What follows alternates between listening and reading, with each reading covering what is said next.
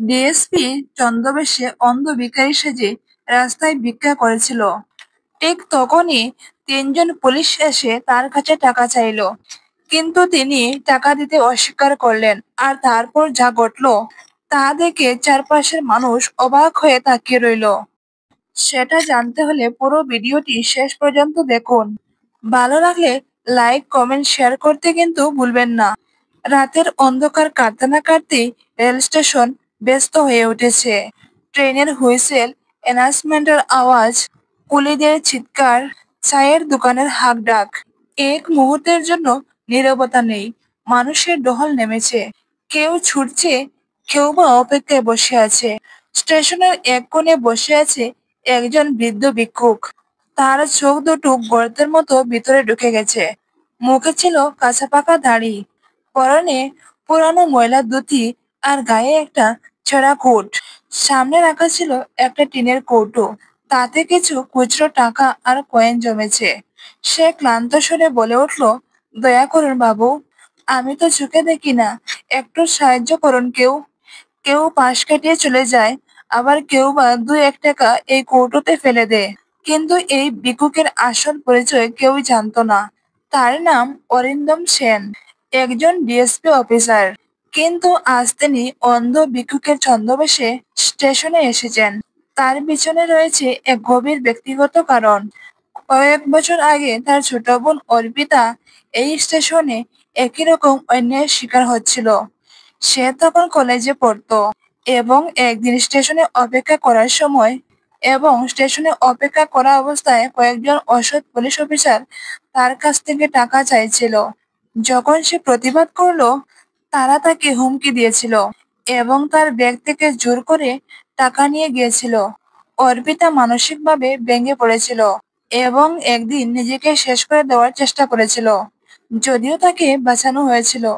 কিন্তু সেই ঘটনা অরিন্দমের মনে গভীর দাগ কেটে যায়। অরিন্দম তখনই সিদ্ধান্ত নিয়েছিলেন যে তিনি এমন অন্যায়ের বিরুদ্ধে লড়াই করবেন। তিনি পুলিশ বাহিনীতে যোগ দিয়েছিলেন শুধুমাত্র এই কারণেই যে তিনি চেয়েছিলেন সিস্টেমের ভিতর থেকে পরিবর্তন আনতে। তার লক্ষ্য ছিল এমন একটি সমাজ গড়ে তোলার যেখানে কেউই তার বোনের মতো নির্যাতিত হবে না। এই মিশনটি ছিল তার সেই সংকল্পেরই একটি অংশ। তিনি জানতেন যে স্টেশনে এমন অনেক পুলিশ আছে যারা সাধারণ মানুষকে হয়রানি করে, এবং তিনি চেয়েছিলেন সেইগুলোর মুখোশ উন্মোচন করতে। তাই তিনি অন্ধ ভিক্ষুকের ছদ্মবেশে স্টেশনে এসেছিলেন, যাতে তিনি সরাসরি দেখতে পারেন কিভাবে এইসব অন্যায় ঘটে। তার মনে ছিল তার বোনের কথা, এবং তিনি প্রতিজ্ঞাও করেছিলেন যে তিনি যে কোনো মূল্যে এই অন্যায়ের বিরুদ্ধে লড়াই করবেন। তার এই মিশন শুধুমাত্র পুলিশ বাহিনীর মধ্যে দুর্নীতি দূর করার জন্য নয়, বরং তার বোনের মতো অসহায় মানুষদের জন্য ন্যায় বিচার প্রতিষ্ঠার জন্য। তখন এক যুবক তার সামনে দাঁড়িয়ে কিছুক্ষণ দেখে বলল, বাবা, আপনি এখানে বসে আছেন কেন? আপনার তো বয়স হয়েছে, বাড়িতে থাকেন না কেন? ভিক্ষুক তখন ধীরে ধীরে বলে, বাড়ি? আমি তো পথের মানুষ বাবু, আর কোথায় যাব? কথাগুলো করুণ শোনালেও তার কণ্ঠে যেন কিছু ছিল। তার চোখ যেন কাউকে খুঁজছে। ঠিক তখনই সেখানে তিনজন পুলিশ আসলেন। পুলিশরা ছিলেন কঠোর এবং তীক্ষ্ণ। তারা এসে বুড়োকে বললেন, ওই বুড়ো, বেশ তো ব্যবসা শুরু করেছিস, কত কামিয়েছিস আজ? ভিক্ষুক একটু নড়েচড়ে বসলো, কপালে ভাঁজ পড়লো, তার কণ্ঠ কাঁপলো। বাবা, তোমরা কে গো? আমি তো চোখে দেখি না। পুলিশদের একজন এগিয়ে এসে ধমক দিয়ে বলল, আমরা পুলিশ, তোকে বোঝার দরকার নেই, যা কামিয়েছিস চুপচাপ দিয়ে দে।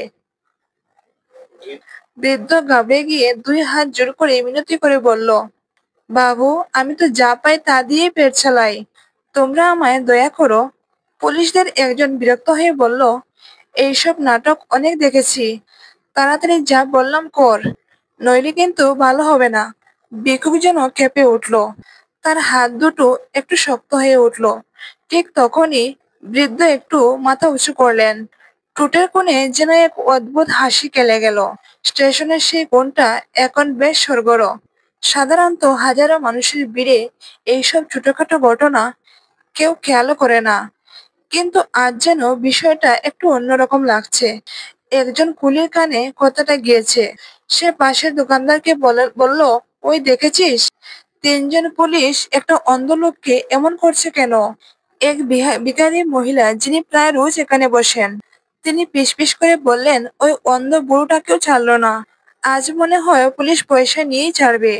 এইদিকে পুলিশের একজন রেগে গিয়ে বলল, ওই বুড়ো, নাটক বন্ধ কর, চুপচাপ যা আছে দিয়ে দে। বেশি কথা বললে ভালো হবে না। বৃদ্ধ কাঁপা গলায় বলল, বাবু, আমি তো চোখে দেখি না, আমার কাছে কিছু নেই গো। তখনই আরেক পুলিশ ঠোঁট বাঁকিয়ে বলল, বড্ড বাড়াবাড়ি করছিস, তোর ওই কৌটোটা দে তো দেখি। সে বৃদ্ধের সামনে রাখা কৌটোটি তুলে নিল। কয়েনগুলা সব মাটিতে গড়িয়ে পড়ল, কিন্তু কৌটোটা বেশ ভারী মনে হলো। তারা কৌটো খুলে দেখলো, এখানে তো কিছুই নেই, শুধু কয়েন আর দু একটা পুরানো নোট। এরপর পুলিশদের মধ্যে সবচেয়ে মোটা লোকটা বলল, নিশ্চয় পকেটে কিছু লুকিয়ে রেখেছিস। তারপর সে সেই বৃদ্ধের পকেটে হাত ঢুকানোর চেষ্টা করলো। আর তখনই বৃদ্ধ তীব্র কণ্ঠে বলে উঠল, থামো। তিনজন পুলিশ একসঙ্গে থেমে গেল। আশেপাশের কৌতূহলী লোকেরাও চুপ করে গেল।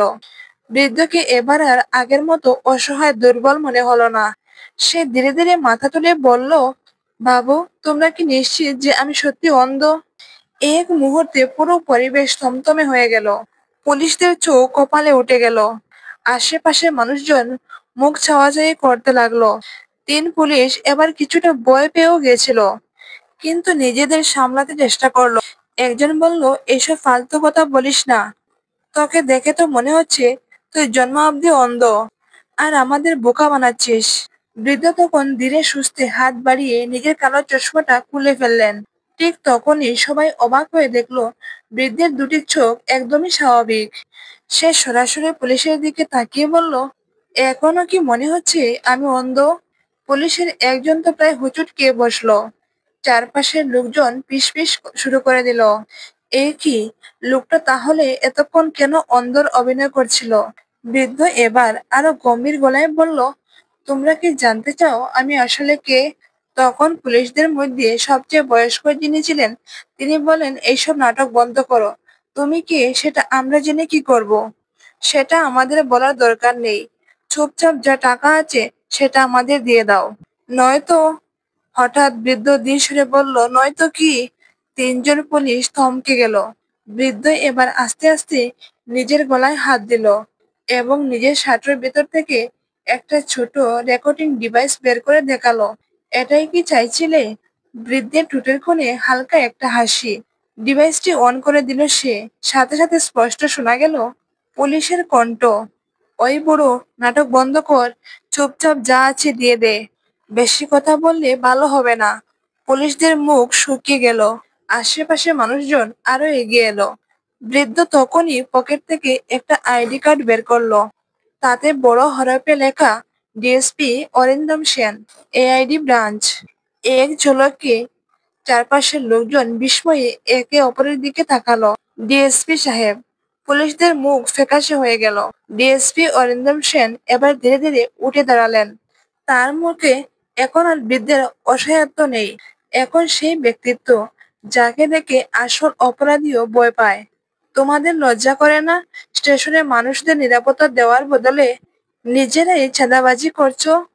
এক পুলিশ তো এতটাই ভয় পেয়েছিল যে সে কাঁপতে লাগলো। স্যার, স্যার, আমরা তো জানতাম না, আমাদের ভুল হয়ে গেছে।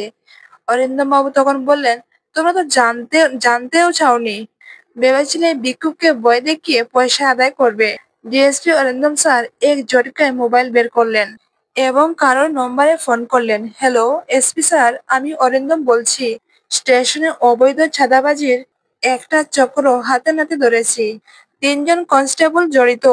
ওপাশ থেকে কি যেন বলা হলো। ডিএসপি মাথা নাড়িয়ে বললেন, হ্যাঁ, ওদের সবাইকে এখনই সাসপেন্ড করা হবে। প্রয়োজনে বিভাগীয় তদন্ত হবে। পুলিশদের চেহারা যেন মাটিতে মিশে গেল। এইদিকে সাধারণ মানুষজন খুশিতে ফিসফিস করতে লাগলো, বাহ, এতদিন পর একটা সৎ পুলিশ অফিসার পেলাম। ভাবতে পারছি না এভাবে দৌড়া খাবে ওরা। ডিএসপি অরিন্দম এবার একটু হেসে বললেন, আমি শুধু স্টেশনের পরিস্থিতি বোঝার জন্য অন্ধ সেজেছিলাম। আজকে বুঝলাম কিছু কিছু লোকের কারণে গোটা পুলিশ বাহিনীর বদনাম হয়। তিনি একটু থেমে বললেন, কিন্তু মনে রেখো, আইন কখনো ঘুমিয়ে থাকে না। সব অপরাধীর বিচার হবেই। পুলিশরা তখন মাথা নিচু করে দাঁড়িয়ে আছে। চারপাশে মানুষের করতালি শুরু হয়ে গেছে। তখনই কিছু সাদা পোশাক পুলিশ এসে হাজির হলো। তিনজন পুলিশ থমথমে মুখে দাঁড়িয়েছিল। এক পুলিশ হঠাৎ হাঁটু গেড়ে বসে পড়ল। স্যার, দয়া করুন, আমার পরিবার আছে, এই চাকরি চলে গেলে আমরা শেষ হয়ে যাব। ডিএসপি অরিন্দম সেন তার দিকে তাকিয়ে বললেন, আমি দয়া করব? এতদিন যারা সাধারণ মানুষকে ভয় দেখিয়ে টাকা তুলছিল, তারা এখন দয়া চাইছে। পুলিশটি কাঁদতে কাঁদতে বলল, স্যার, আমরা ভুল করেছি, ক্ষমা করুন। এইদিকে সাধারণ মানুষজন গর্জে উঠল, না না, এবার ওদের শাস্তি পাওয়া দরকার, এদের সাজা চাই। আজ না ধরলে এরা আরো কতজনকে ব্ল্যাকমেইল করতো। ডিএসপি একটু থেমে বললেন, আইন তার কাজ করবেই, কিন্তু মনে রেখো, সত্যিকারের অনুশোচনা থাকলে জীবনও আবার পথ দেখাতে পারে। এক বৃদ্ধ লোক এগিয়ে এসে বললেন, বাবা, তুমি আমাদের আসল পুলিশ। তোমার মতো মানুষ যদি সব জায়গায় থাকতো, তাহলে দুনিয়া অনেক ভালো হতো। ডিএসপি হালকা হাসলেন, তারপর বললেন, আমি শুধু আমার কাজ করেছি, কিন্তু তোমাদেরকেও দায়িত্ব নিতে হবে। কোনো কিছু ঘটলে সেটা প্রকাশ্যে আনতে হবে। ভয় পেও না। এই বলে তিনি সেখান থেকে চলে গেলেন। আর পেছনে একঝাঁক সাধারণ মানুষ তাকে অভিবাদন জানাচ্ছিল। স্টেশনের বাতাসে যেন একটা নতুন পরিবর্তনের গন্ধ ছড়িয়ে পড়ল। আজ থেকে এই জায়গায় অন্যায় সহজে লুকিয়ে রাখা যাবে না। আসলে আইন সকলের জন্য সমান। ক্ষমতা, পোশাক বা অর্থ আইনকে ডেকে রাখতে পারে না। সত্যের সামনে সবই প্রকাশিত হয়। তো বন্ধুরা, আজকের এই গল্পটি কেমন লাগলো? ভালো লাগলে লাইক ও শেয়ার করবেন। ভালো থাকবেন।